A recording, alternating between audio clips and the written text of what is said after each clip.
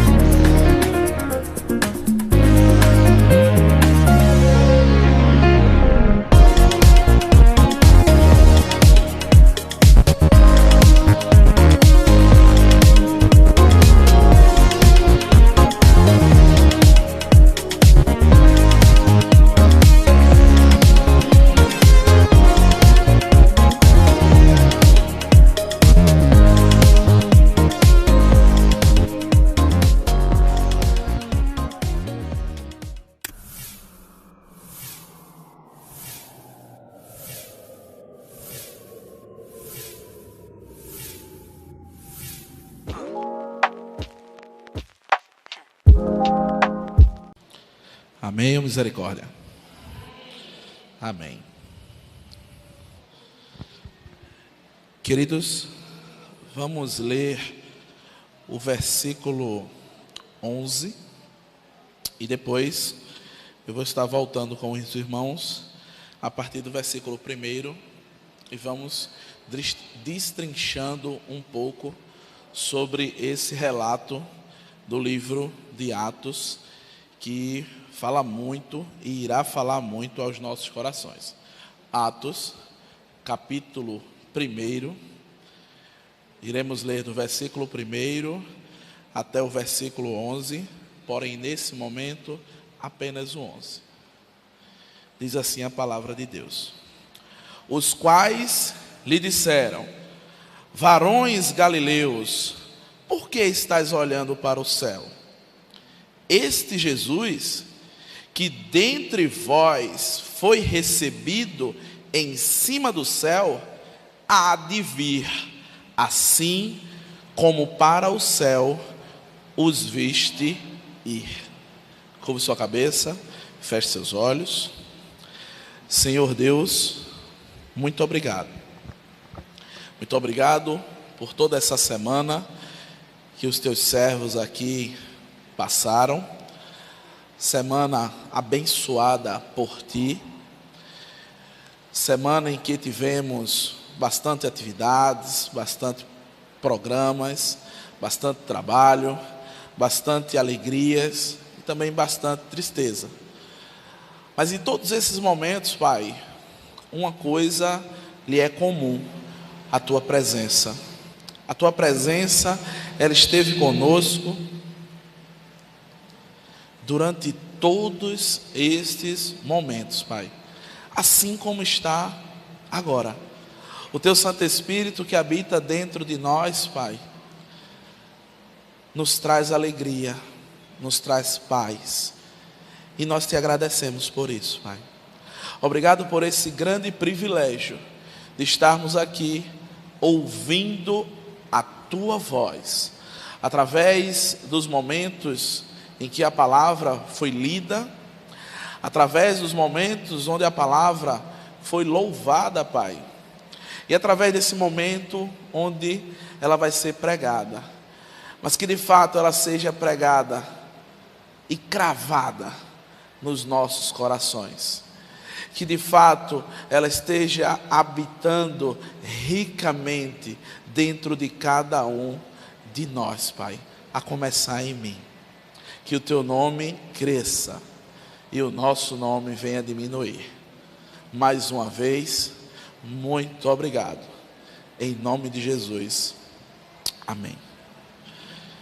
Queridos, antes de começarmos a exposição desse capítulo 1 de Marcos, eu queria só dizer algo aos irmãos sobre a nossa quinta-feira, aqui a partir das 7 horas, o ID multiplicar. E a partir da quinta-feira que vem, essa semana, nós vamos estar mudando um pouquinho a forma de que estava acontecendo o estudo. Nós vamos ter um primeiro momento onde ele vai estar sendo voltado integralmente para a oração. Nós vamos orar das 7 horas da noite até as 8 horas. Nós vamos estar 1 hora clamando ao nosso Deus Todo-Poderoso para que Ele esteja nos preparando para toda a boa obra que Ele queira a vir executar na vida de cada um dos seus servos. Eu não sei se os amados perceberam, mas no meio da semana eu estive postando alguns links no grupo da igreja sobre uma conferência que ocorreu na terça, quarta e quinta. Foi uma conferência Multiplique, foi virtual, de forma online, e Deus, Ele falou grandemente nesses 3 dias, e um ponto que foi bastante tocado, que foi bastante frisado, e Deus, Ele falou comigo tremendamente, foi sobre oração. Eu compartilhei aqui na quinta-feira que, infelizmente, a começar de mim, nós temos tido um evangelho de muito falar de oração e pouco viver oração. E quando eu digo viver oração, eu não estou me relatando cultos de oração. Eu estou relatando momentos de oração seu com Deus. E isso tocou muito no meu coração e fez eu refletir muito de como estava o meu momento de oração com Deus. O meu momento de me debruçar com a face no pó e estar clamando ao Deus Todo-Poderoso. Muitas vezes a gente coloca o nosso eu e a nossa vontade à frente da vontade de Deus. E quando eu digo sempre na quinta-feira essa palavra, quando a chave virou na minha cabeça, eu comecei a ver que eu estava fazendo tudo errado. Eu comecei a ver que eu não sou nada. Eu comecei a ver que Deus, se de fato não estiver conosco, e hoje vamos estar falando também sobre isso, nós não conseguimos ir a lugar nenhum. E esse momento inicial, esse momento introdutório da mensagem, serve-nos de reflexão. Como está essa oração no meu coração? Reflita, meu irmão. Reflita, porque isso fez uma grande diferença na minha vida. E eu não tenho sido o mesmo depois disso que Deus falou comigo. E eu fiquei muito grato. Eu fiquei muito grato porque a Bíblia diz que Deus ama aquele ao qual Ele repreende. E eu recebi essa repreensão com muita alegria, com muita felicidade. E eu passo para os irmãos esse sentimento, essa vontade, esse desejo. Você quando ora, você não perde tempo. Você quando ora, você ganha tempo. Você quando ora, você não desperdiça momentos do seu dia. Você quando ora, você utiliza da melhor forma o momento do seu dia. E deixa eu dizer uma coisa a você. Se nós orarmos 24 horas por dia, ainda vai faltar assunto para orar. Creia no que eu estou falando. Creia, porque eu não passei 24 horas não, mas no dia que Deus falou comigo, me deu uma insônia gigantesca.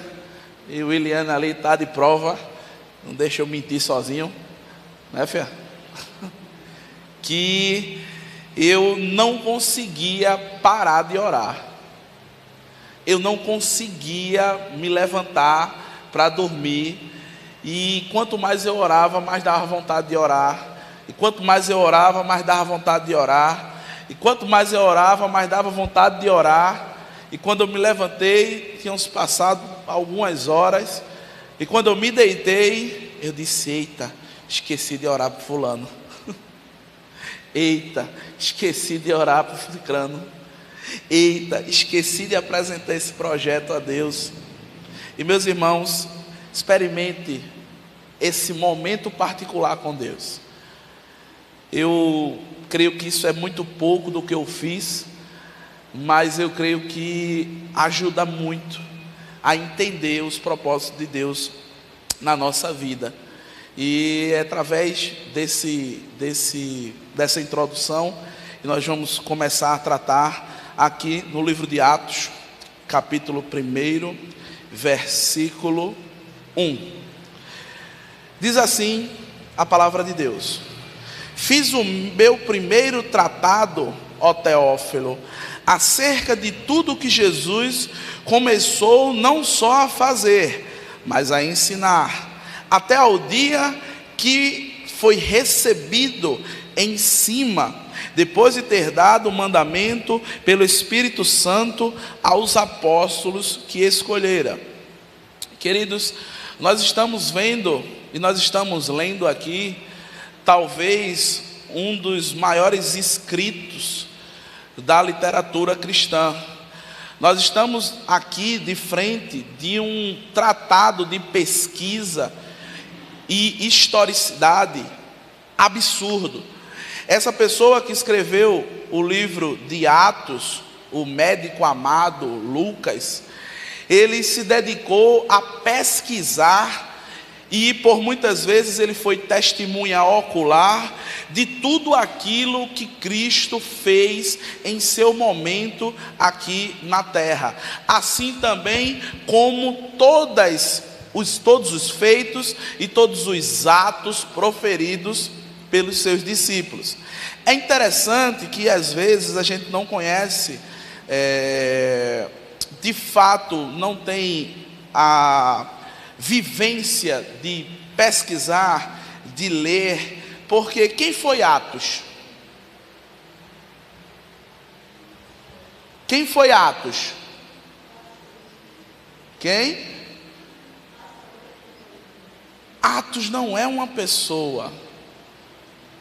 Atos não é um nome próprio. O que o título do livro ele elenca são feitos, são ações. E às vezes a gente confunde algumas coisas por não conhecer as Escrituras. Nós vemos nome de pessoas como Atos. Lá em Oséias diz que o povo às vezes perece, o povo às vezes anda por maus caminhos, porque lhe falta conhecimento da palavra. E é interessante que este livro, ele foi patrocinado. Existia um homem chamado Teófilo, que significa amado por Deus, que ele tinha o desejo de saber quem era esse Jesus Cristo. Ele tinha o desejo de conhecer mais sobre esse Jesus Cristo. E aí ele empregou recursos financeiros para que uma pessoa transmitisse a ele quem era Jesus. É interessante que esse desejo por Cristo, ele não é só do Teófilo. Tem muitas pessoas que estão desejando por Cristo após aquela porta. Tem muitas pessoas que estão sedentas da palavra de Cristo, querendo saber quem é esse Jesus, querendo saber quem é esse Cristo, de qual tantas pessoas falam. E quantos Lucas nós não temos aqui? Quantas pessoas que podem ser patrocinadas pelo Espírito Santo de Deus para anunciar esse Jesus a todas essas pessoas que estão com fome de Cristo, estão com fome de Deus, estão com fome da palavra de Deus. É interessante que no primeiro versículo, quando Lucas se retrata, ele se apresenta, ao Teófilo, ele diz que tudo o que foi relatado anteriormente, o anteriormente é o livro do Evangelho de Lucas, quando ele diz que tudo o que foi tratado anteriormente foi a respeito do Cristo, onde ele ensinava e a Bíblia, meu irmão, está na sua mão. Ensinava e o que? Fazia. Característica extraordinária do nosso Senhor Jesus. Ele, além de ensinar o caminho em que se devia andar, ele andava pelo caminho ao qual ele ensinava. É interessante que Lucas, ele frisa bem isso. Ele deixa bem explícito nas primeiras linhas do seu tratado. Ele podia ter escrito qualquer outra coisa. Ele podia ter dito aqui: fiz o primeiro tratado ao Teófilo acerca do que Jesus começou a operar milagres, operar maravilhas, pessoas serem curadas, pessoas a serem libertas de qualquer situação que estava afligindo. Mas não, ele quis dar ênfase a uma característica de Cristo, que foi a principal. Muitas vezes nós pensamos e imaginamos que Cristo, quando ele veio aqui, ele veio para curar, ele veio para libertar, ele veio para fazer maravilhas, grandes pescas, grandes coisas extraordinárias. Não, Cristo veio com o papel primário de ensinar e praticar tudo aquilo que ele ensinou. Isso é algo que nós, enquanto discípulos, precisamos entender, porque precisamos reproduzir todo esse ensinamento.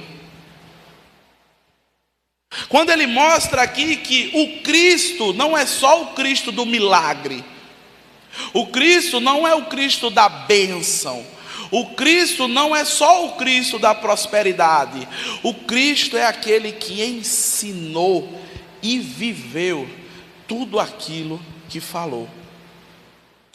A igreja brasileira, ela tem por vezes se afastado um pouco da prática daquilo que fala. Muitas vezes eu tenho me afastado quando eu falo que Elizabeth ela precisa orar mais, mas eu estou orando menos. Amados, isso é uma realidade muito grande dentro da nossa sociedade. As palavras elas não andam junto com as ações. Infelizmente, são coisas que têm sido perdidas na nossa trajetória. São coisas que têm sido suplantadas, têm sido talvez colocadas por baixo de alguma situação. E graças ao Espírito Santo de Deus, nós temos pessoas para estar lembrando a nós que o nosso objetivo primário é ensinar e viver aquilo que Cristo nos passou. Lembre, Lucas foi patrocinado para fazer isso aqui. Investiram recursos nele. E as duas primeiras palavras que ele deu a respeito de Cristo foi ensinar e fazer. Vamos ensinar. Vamos ensinar ao mundo como o Espírito Santo age na nossa vida. Vamos ensinar ao mundo como Jesus trabalha na vida do crente. Não livrando ele de toda e qualquer situação, mas estando com ele dentro de toda e qualquer situação. É isso que precisamos ensinar. E quando estivermos dentro de toda e qualquer situação, não se desespere, porque Ele está com você. Queridos, no versículo 2, ele diz que Cristo, Ele ensinou e praticou até o dia que foi recebido, aonde? Nos céus. Se nós pararmos para analisar todas as palavras que são importantes nesse texto, e são todas, nós vemos que o que Lucas está dizendo aqui é que desde a chegada até a partida, Cristo só teve um propósito. Qual foi? Qual foi? Ensinar e praticar.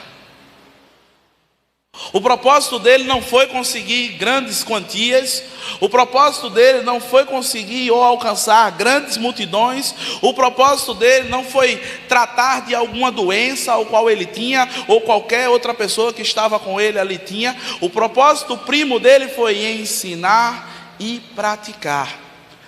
Aí você pode se perguntar, mas e as curas que tiveram?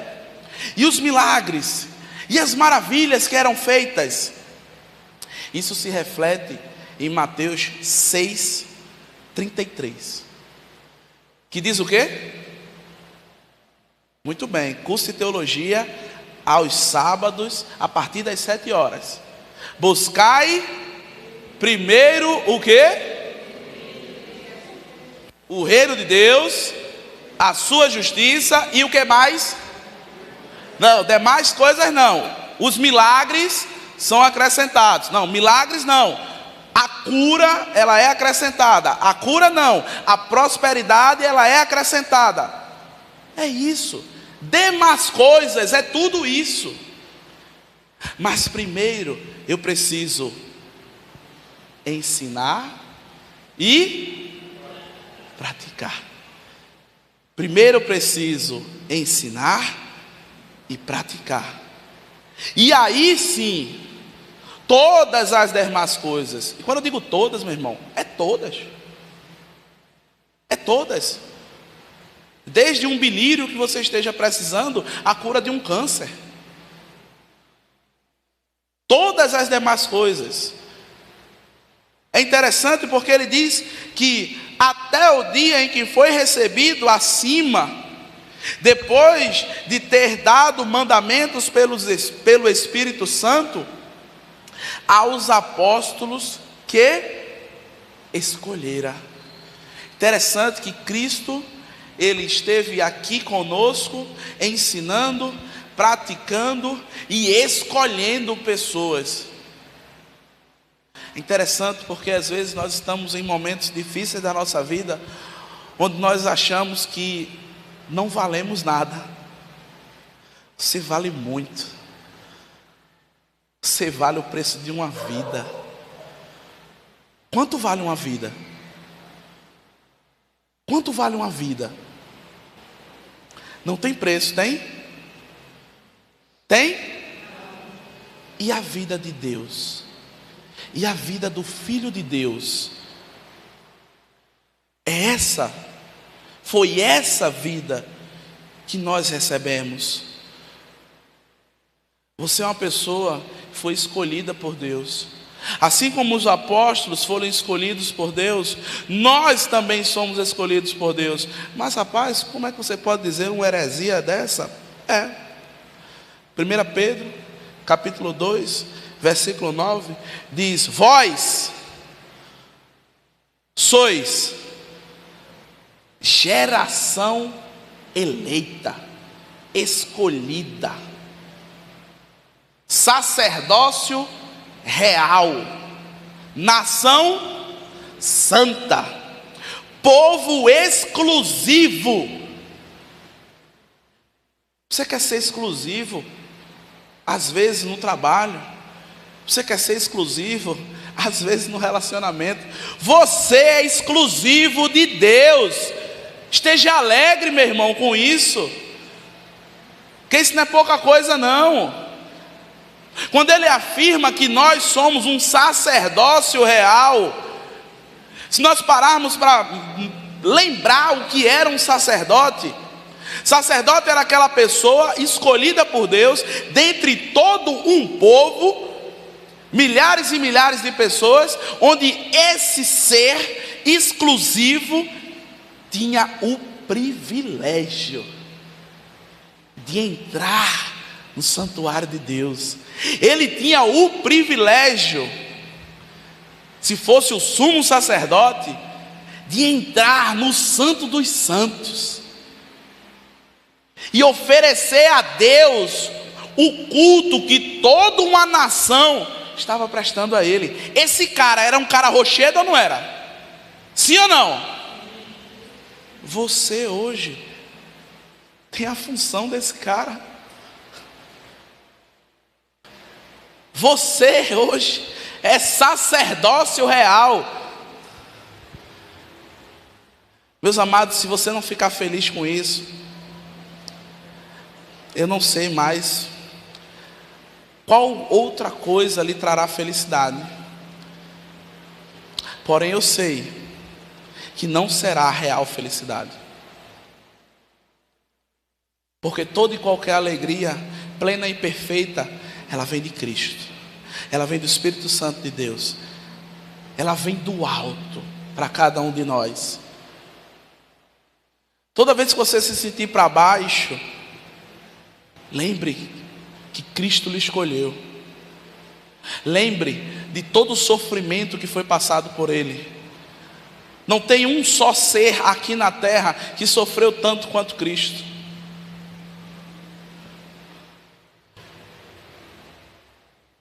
Quando eu lembro aquela via dolorosa, quando eu lembro dos pregos nas mãos, quando eu lembro das cicatrizes, quando eu lembro da coroa de espinhos, eu lembro do amor dele para comigo. Isso é algo que tem que estar vivo, presente, abundantemente no nosso coração. Nós somos escolhidos por Deus. No texto lá de 2 Pedro, ele diz que nós somos escolhidos por Deus para cumprir um propósito. Qual é? Qual é? Anunciar as grandezas. Sabe como é que eu anuncio as grandezas de Deus? Ensinando e praticando. Tudo se resume a isso. Ensinar, praticar. Ensinar e praticar. Se você, ao sair por essa porta, você conseguir reter essas duas palavras, eu creio que a minha mensagem, ou melhor, a mensagem do Espírito Santo de Deus, ela vai cumprir o propósito no seu coração. Ensinar e praticar.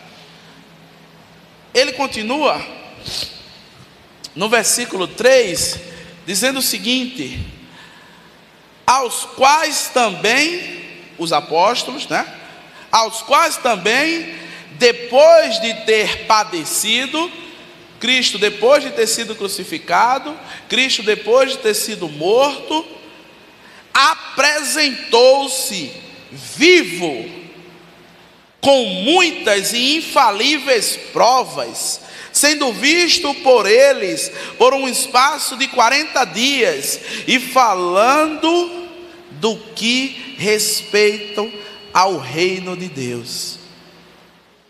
Cristo, quando voltou da morte, passou 40 dias com seus discípulos, fazendo o quê? Fazendo o quê? Ensinando e praticando. Esse Cristo é extraordinário. Ele é didático, ele é perfeito. É interessante que, se nós formos pesquisar um grande homem chamado Siddhartha Gautama, alguém sabe quem é esse camarada? Vou dizer outro nome dele: Buda. Se nós formos lá perto ali da China, em uma cidade, nós vamos encontrar os restos mortais desse camarada.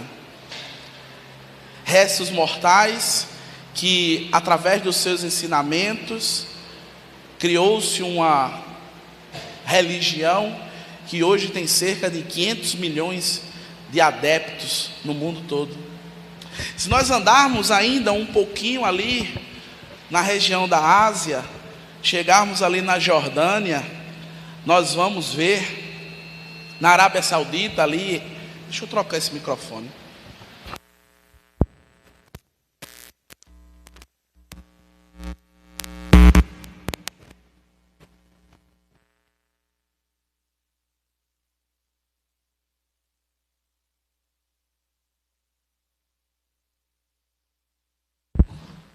Som, pronto.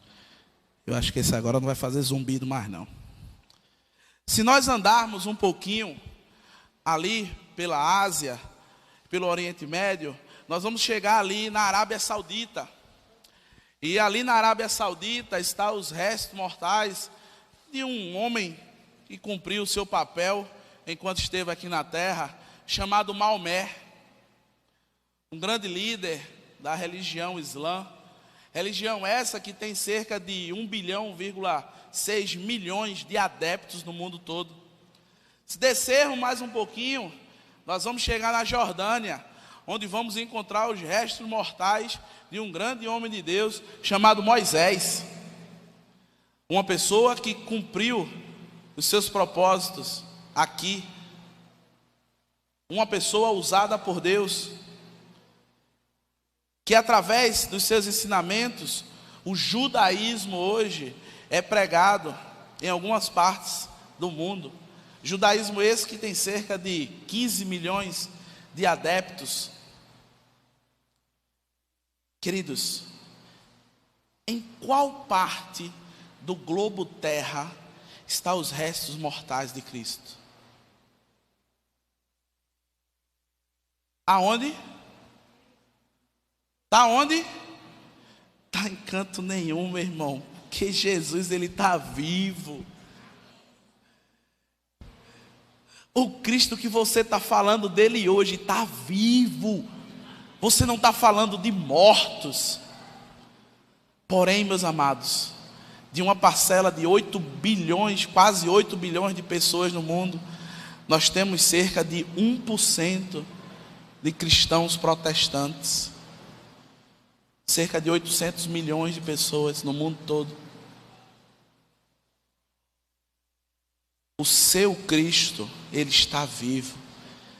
E ele precisa ser anunciado por cada um de nós.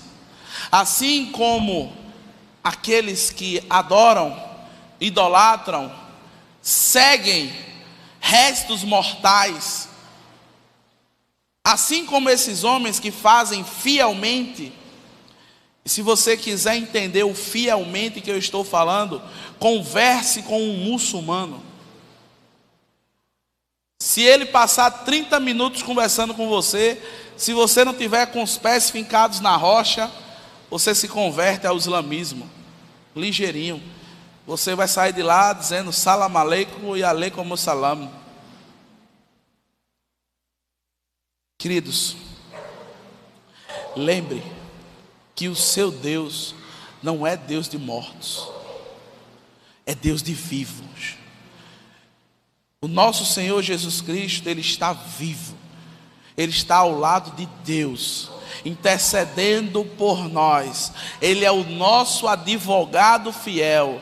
1 João diz: filhinhos, escrevo, pois, para que não pequeis, mas se pecares, tens um advogado no céu, Jesus Cristo, o justo. É esse Cristo ao qual nós devemos reproduzir tudo o que ele fez aqui na terra, ensinando e praticando. Ensinando e praticando. Dando continuidade, nós vamos ver no versículo 4, que diz o seguinte: e estando com eles, Jesus determinou-lhes que não se ausentassem de Jerusalém, mas que esperassem pela promessa do Pai, que, disse ele, de mim ouviste. Porque na verdade João batizou com água, mas vós sereis batizados com o Espírito Santo não muito depois desses dias. Queridos, o nosso Senhor Jesus, como eu falei desde o início, ele passou o seu período aqui na terra ensinando e praticando, e aqui ele tinha um ensinamento bem extraordinário para a nossa vida hoje.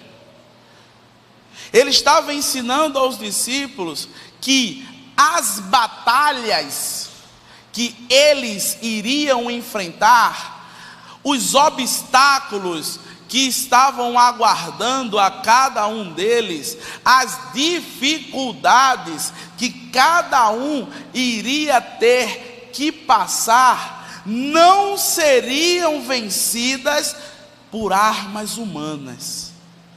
Elas não seriam combatidas com a carne. As batalhas que eles iriam enfrentar necessitariam de poder espiritual, necessitariam de armas espirituais. Assim como Davi, ao enfrentar Golias, disse: tu vem a mim com espada, com lanças, cerca de 55 quilos de pura maldade estavam ali no corpo de Golias, mas Davi disse a ele: eu vou até você com o Senhor Deus de Israel, o Senhor que é Deus dos exércitos. Queridos, assim como Cristo ensinou aos discípulos, nesse momento Ele nos ensina que muitas batalhas da nossa vida, elas não vão ser resolvidas com a nossa força, elas não vão ser resolvidas com o nosso desejo, elas não vão ser resolvidas com a nossa vontade, elas só vão ser resolvidas pelo Espírito Santo de Deus. E isso faz um tremendo rebuliço nos nossos corações, porque se esses homens não tivessem obedecido, esse evangelho não tinha chegado até nós. Porque na primeira dificuldade eles desistiam, porque no primeiro problema eles corriam. Tem certeza que eles iam correr? Tenho. Quando Jesus foi preso, quantos ficaram? Quantos ficaram? Nenhum. Pedro acompanhava de longe, e acompanhando de longe, disse: eu não conheço esse camarada não. Chegaram perto dele: você estava com ele. Eu não sei quem é esse abençoado não, rapaz. Você estava. Homem, estou dizendo a tu que esse cara não sei nem quem é, nunca vi mais feio na vida. Foi assim que Pedro tratou. Sabe por quê? Porque ele não estava revestido do Espírito Santo de Deus. Ele não estava impetrado, empossado do poder do Espírito Santo. Ele não estava vestindo a armadura de Deus.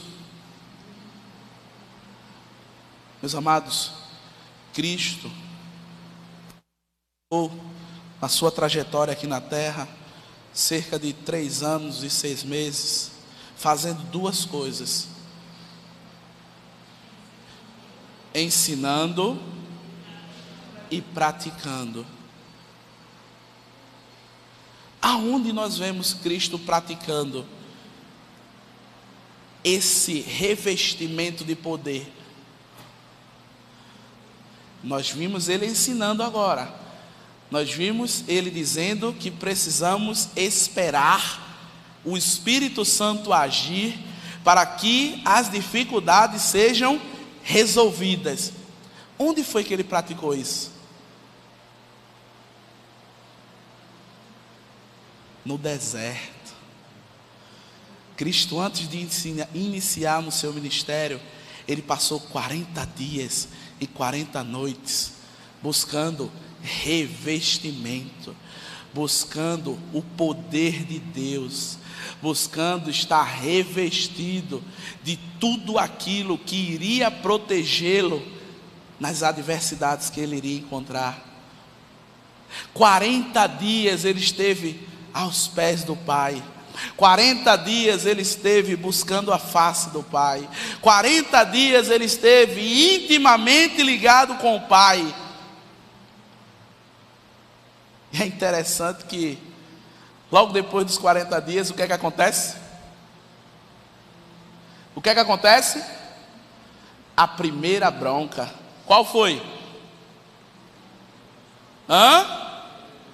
Ele foi tentado por Satanás.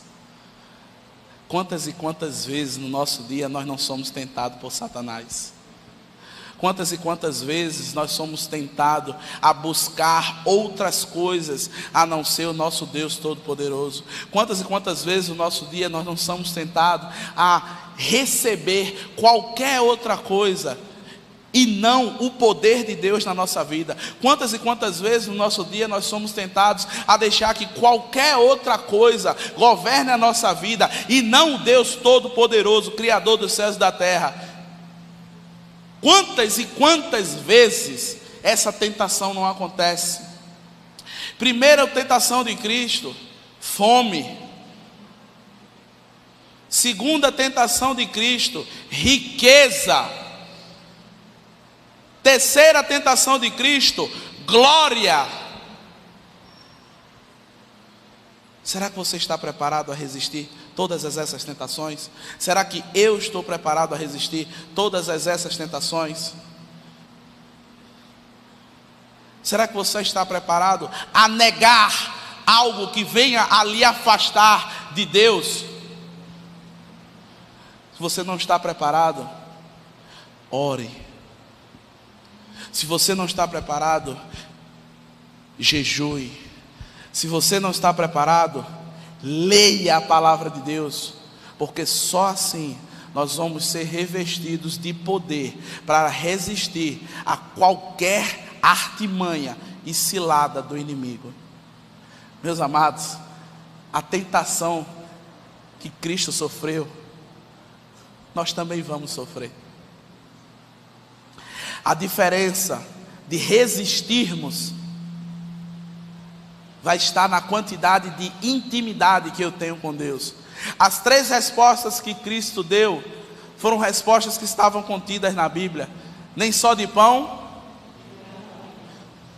só a Deus prestarás glória, e a nenhum outro prestarás culto. Você tem essas palavras no seu coração? Meus amados, Cristo está nos ensinando hoje e mostrando tudo aquilo que Ele praticou. Espere ser revestido de poder para resolver tudo aquilo que Cristo colocar no seu caminho. Muitas vezes nós queremos resolver do nosso jeito, e muitas vezes dá errado. Quando o salmista diz que devemos esperar com paciência no Senhor, ele não está lançando palavras ao vento, ele está dizendo um fato. Espere com paciência no Senhor. Dando continuidade, versículos 6 e 7 diz o seguinte: aqueles, pois, que se haviam reunido, perguntaram-lhe dizendo: Senhor, restaurarás tu neste tempo o reino de Israel? E ele disse: não vos pertence saber os tempos ou as estações que o Pai estabeleceu pelo seu próprio poder. Queridos, nós temos 2 situações nesses versículos. Primeiro, alguém que estava caminhando com Cristo durante 3 anos e 6 meses, alguém que estava dormindo com Cristo durante 3 anos e 6 meses, alguém que estava comendo com Cristo durante 3 anos e 6 meses, alguém que andava com Cristo durante 3 anos e 6 meses, mas não tinha colocado a mensagem e o ensinamento de Cristo em prática. Sabe por quê? O reino que Cristo veio implementar aqui na terra não foi um reino físico. Muitos dos judeus ainda esperam o Messias, alguém que reinará como o grande rei Davi e colocar o Estado de Israel no topo, onde é o seu lugar de direito. Mas Cristo, Ele não veio com essa missão. E infelizmente, 3 anos e 6 meses foram poucos para esse discípulo entender que Cristo veio reinar não no templo de Jerusalém, não no palácio que ali estava. Cristo veio reinar no nosso coração. Cristo veio reinar na nossa vida. Cristo veio governar as nossas ações. Cristo veio dominar a nossa mente. Infelizmente, isso ainda não tinha sido entendido. E me pergunto eu, se eu já entendi isso. Me pergunto eu muitas vezes se eu já compreendi que o Cristo que ensinou e que praticou está de fato governando a minha vida. Porque essa palavra, ela veio para mim, meu irmão. Se você está recebendo ela nesse momento, amém. Mas se você não recebeu, eu já estou recebendo. Não existe uma só vírgula que seja passada daqui para lá que não seja para você. Se você, infelizmente, não está compreendendo, peça a Deus que lhe mostre. Peça a Deus que lhe revele tudo aquilo que Ele quer falar ao seu coração. Deus, Ele não tem responsabilidade nenhuma comigo, porque eu sou apenas o vaso. A responsabilidade dele é com a palavra que sai da minha boca, e que não são minhas, porque eu só tenho coisas ruins para passar. A única coisa de boa que sai de mim é inspirada e transformada pelo Espírito de Deus. Então, se está chegando algo bom nos seus ouvidos, não sou eu, é Deus falando. Se está chegando algo agradável nos seus ouvidos, não sou eu, é Deus falando. Creia nisso. Creia nisso, porque eu não tenho poder de nada. Creia nisso, que eu sou o pior que tem. Creia que é Deus falando com você. Aplique essa palavra no seu coração. Aplique essa palavra na sua vida, como eu tenho cada vez mais tentado aplicar. O nosso irmão Jurandir entrou ali no gabinete, eu estava repassando o texto, e ele falou uma coisa interessante. Ele disse: essa palavra tem que fazer primeiro mudança em quem, Jura? Em mim. Essa palavra tem que fazer mudança em mim, porque o ensinamento de Cristo veio para mim primeiro. E nós precisamos entender que o reino que vai ser estabelecido não é um reino físico, é um reino nos nossos corações. E que temos que ter tranquilidade, porque muitas vezes nós queremos saber o que vai acontecer na semana que vem, no mês que vem, no ano que vem. Mas a Bíblia, lá em Mateus 6,34, diz que não andeis ansiosos, porque cada dia tem o seu mal. Viva o dia de hoje. Peça a Deus que esteja à frente do dia de amanhã, mas não queira viver, porque senão você vai sofrer duas vezes. Você vai sofrer pelo dia de hoje e você vai sofrer pelo dia de amanhã, que você não sabe como vai ser. Você imagina, você conjectura, mas você não sabe o que é que vai acontecer amanhã, porque Deus, Ele tem a chave de tudo nas mãos. E o que você pensa que pode acontecer amanhã, Ele pode mudar tudo, porque Ele é o Deus Todo-Poderoso. Ele é o Deus que a gente canta, que é o Deus de milagre, o Deus de promessa, o caminho no deserto, a luz na escuridão. Esse é o nosso Deus, esse é o nosso Jesus Cristo. Essa foi a pessoa que habitou aqui entre nós, fazendo duas coisas: a primeira, ensinando, e a segunda, praticando. Creia tão somente que o reino de Deus vai ser colocado no seu coração, para que cada dia nós venhamos a vivê-lo intensamente, porque o amanhã não nos pertence. O amanhã não é nosso, o hoje sim é nosso, e nós devemos usá-lo para a glória de Deus. Nós devemos usá-lo para exaltar o nome de Deus. Nós devemos usá-lo para colocar esse nome lá no lugar dele, que é sobre todo nome, e que no momento certo todo joelho se dobrará e toda língua confessará que Jesus é o Senhor. Temos que viver isso.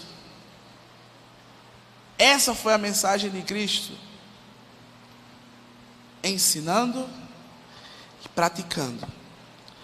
No verso 8, nós vemos que os discípulos receberiam a virtude do Espírito Santo de Deus, mas recebereis a virtude do Espírito Santo, que há de vir sobre vós, e ser-me-eis testemunhas, tanto em Jerusalém, como em toda a Judéia e Samaria, e os confins da terra.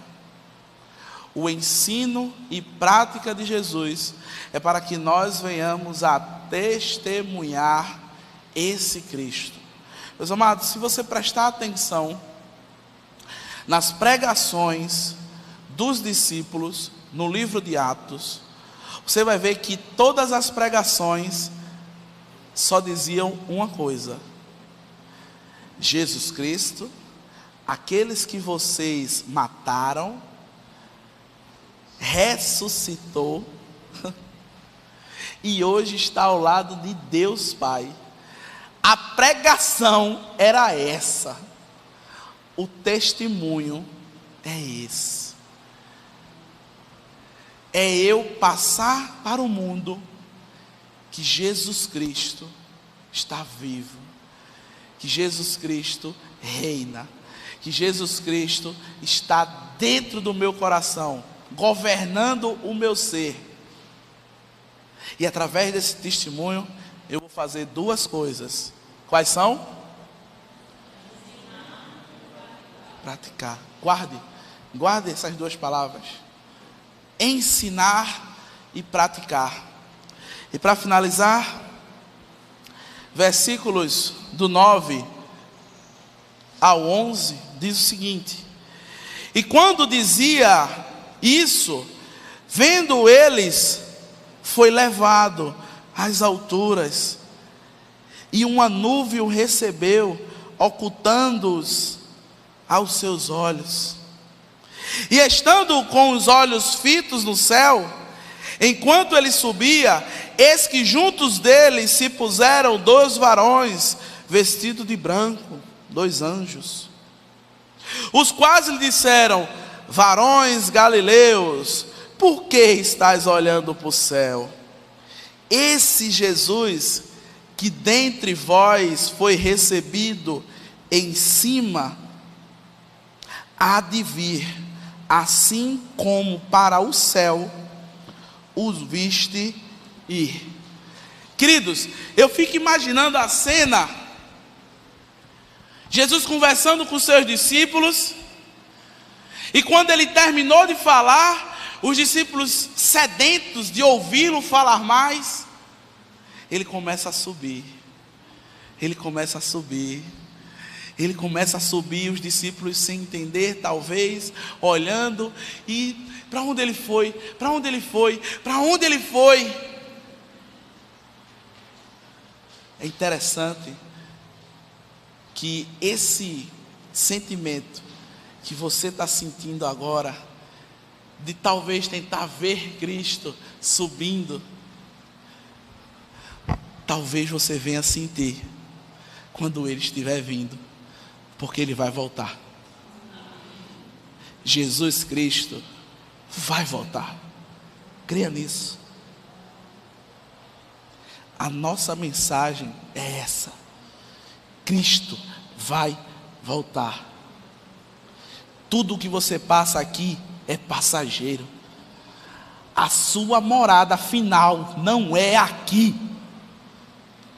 A sua tribulação não vai acabar aqui. Isso é extraordinário, meu irmão. Isso é extraordinário, porque às vezes nós pensamos que quando a morte chegar, a vida acaba, e não acaba. O crente, quando fecha os olhos aqui na terra, ele abre os olhos no céu, e vai ter uma glória esperando ele. Creia nisso, meu irmão. Isso vai fazer toda a diferença na nossa vida. Quando a bronca chegar, eu sei que ela chegou, mas o Deus Todo-Poderoso também está do nosso lado. Essa é a certeza do crente em Cristo Jesus. E é isso que faz a gente vibrar. É isso que faz o mover do Espírito Santo agir na nossa vida. É isso que faz cada dia nós levantarmos para batalhar contra um leão, sabendo que a vitória é certa em Cristo Jesus, porque nele nós somos mais do que vencedores. Mas as batalhas nós vamos travar, muitas grandes. Um grande hino diz que temos por lutas passadas, umas que são terríveis e cruéis, mas o Senhor está livrando, tem livrado e vai continuar livrando dela os seus servos fiéis. Força e poder Ele nos tem dado, e é Ele, não é você, não é seu trabalho, não é qualquer circunstância que venha do homem que tem lhe sustentado. É Ele que te dá vida de paz, perdão, salvação. Creia, meu irmão, que esse amor de Cristo, que esse amor que Ele tem por você, nada vai conseguir separar. Mesmo em qualquer situação, esse amor, ele vai permanecer firme. Mesmo por vezes, nós falhando tanto, a começar de mim. Mas nada, nem anjo, nem principados, nem potestades, nem altura, nem profundidade, nada poderá nos separar do amor desse Cristo Jesus que está vivo, que passou o período aqui na terra fazendo duas coisas. Quais foram? Mais forte, ensinando e praticando. Saiba, meu irmão, que nada vai separar esse amor de Cristo Jesus, e que de fato nós venhamos cada vez mais a ensinar e praticar tudo aquilo que Ele tem nos falado. Senhor, muito obrigado, Pai. Muito obrigado por tudo que o Senhor tem feito, Pai, nas nossas vidas. Obrigado por cada livramento que o Senhor concede a cada um dos teus servos, Pai. Obrigado, Pai, por não permitir que nada venha separar a cada um de nós do teu amor, Pai. Muito obrigado, Pai, por ter se dedicado tanto a cada um de nós, Pai. Onde o Senhor passou a sua vida aqui na terra, nos ensinando e mostrando o caminho, Pai. O caminho que vai fazer com que nós venhamos a te ver, Pai, com os nossos olhos. Isso é maravilhoso. Muito obrigado, Pai, por esse calor que arde em nosso peito.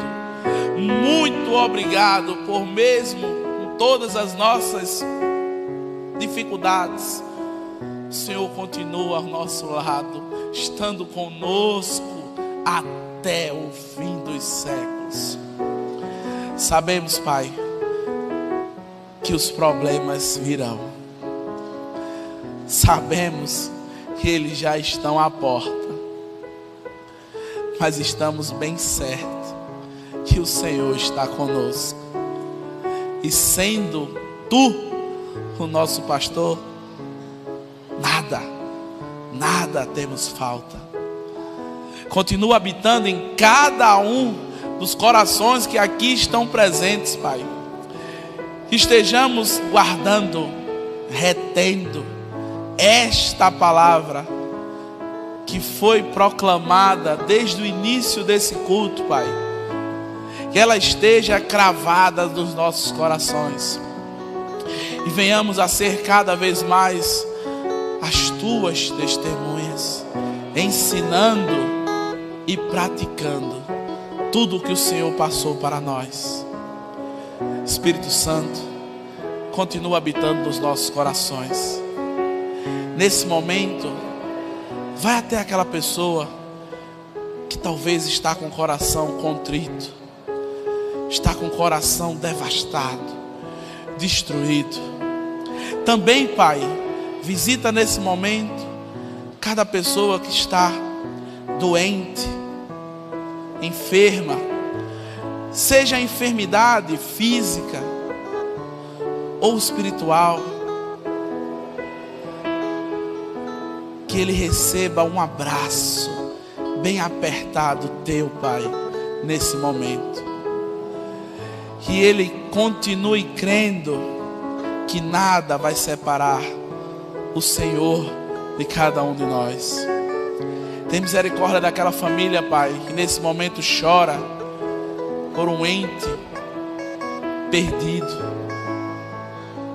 Que eles sejam confortados pelo teu amor. Nos leva para casa, Pai, da forma que o Senhor nos trouxe bem. Abençoa cada lar aqui representado, assim também como todas as famílias que nos assistem através desse equipamento de mídia, e ainda aquelas que irão assistir, Pai. Que o teu Santo Espírito governe dentro dos nossos corações e nós estejamos satisfeitos. Continua nos dando uma semana abençoada. Que no domingo que vem nós estejamos aqui prestando o nosso culto racional a Ti, entregando os nossos corpos, entregando o nosso coração para Ti, ó Pai. Em nome de Jesus. Amém.